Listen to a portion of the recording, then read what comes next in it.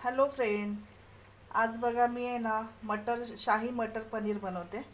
त्याच्यासाठी बघा मी हे मटर आहे ना, पाव किलो मटरच्या शेंगा होत्या त्या मी ह्या सोलून त्यातले मटर काढून घेतले. परत त्याला 2 वेळा स्वच्छ पाण्याने धुवून घेतले.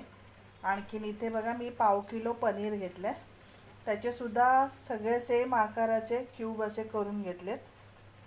पनीर पाव किलो आणलं, त्याला स्वच्छपैकी धुतलं मी पाण्याने आणि नंतर मी त्याचे एकसारखे असे क्यूब करून घेतले. आता मी तव्यावरती थोडंसं बटर लावून आहे ना, हे क्यूब सगळे गोल्डन फ्राय असे म्हणजे करून घेणार आहे. शेलो फ्रायच करणार आहे. थोडंसं बटर टाकून उलटे पालटे बटरवर थोडे करून घेणार आहे. आणि इकडे बघा मी शाही पनीर मसाल्याची तयारी करण्यासाठी एक पॅनमध्ये आहे ना, तेल टाकलं 2 चमचे. त्याच्यामध्ये मी थोडंसं जिरं टाकलं, थोडेसे 2 दालचिनीचे तुकडे टाकले, तेजपत्ता टाकला, 2 लवंग टाकल्या, 2 वेलची टाकल्या. आणखीन 2 मोठे कांदे बारीक कापून ते त्याच्यामध्ये ॲड केले. नंतर छोटे टॅमॅटो होते म्हणून मी 3 टॅमॅटो घेतले. लाल भडक असे टॅमॅटो याच्यासाठी घ्यायचे.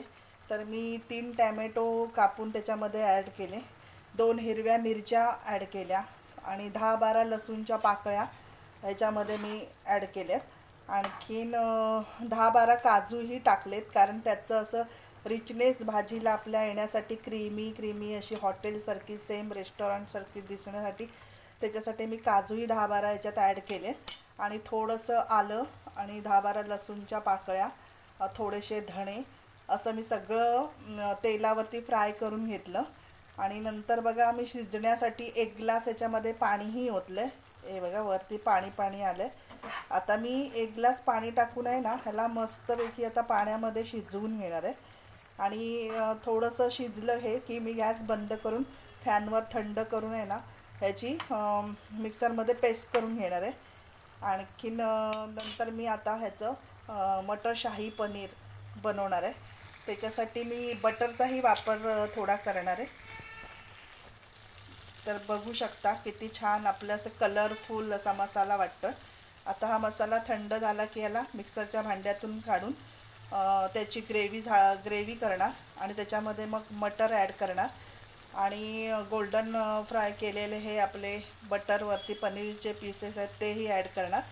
10 मिनटं त्यांना चांगलं असं मस्त मिक्स करून शिजवून घेणार आहे. आणि वरती थोडंसं फ्रेश क्रीम घालून कोथिंबीर घालून गरम गरम चपाती या फुलक्याबरोबर सर्व करू शकता. पण मी आत्ता चपाती बनवले तर मी चपातीबरोबर सर्व करणार आहे. माझी मुलं आता शाळेतून येतीलच, त्यांना ही भाजी खूपच आवडते. कारण पनीरची कुठल्याही टाईपचं पनीर बनवलं तरी त्यांना खूप आवडतं. तर आज मी शाही मटर पनीर बनवलं आहे. मुलांच्या आवडीचंच आहे. तुम्ही असं बनवता का? अशी बनवून बघा, खूप छान भाजी लागते. भाताबरोबरही सुद्धा छान लागते. फुलके असो, पराठा असो, कुलचा असो, सगळ्या कुठल्याही याच्याबरोबर भाजी ही खूप मस्तच लागते. तुम्ही ट्राय करून बघा. थँक्यू.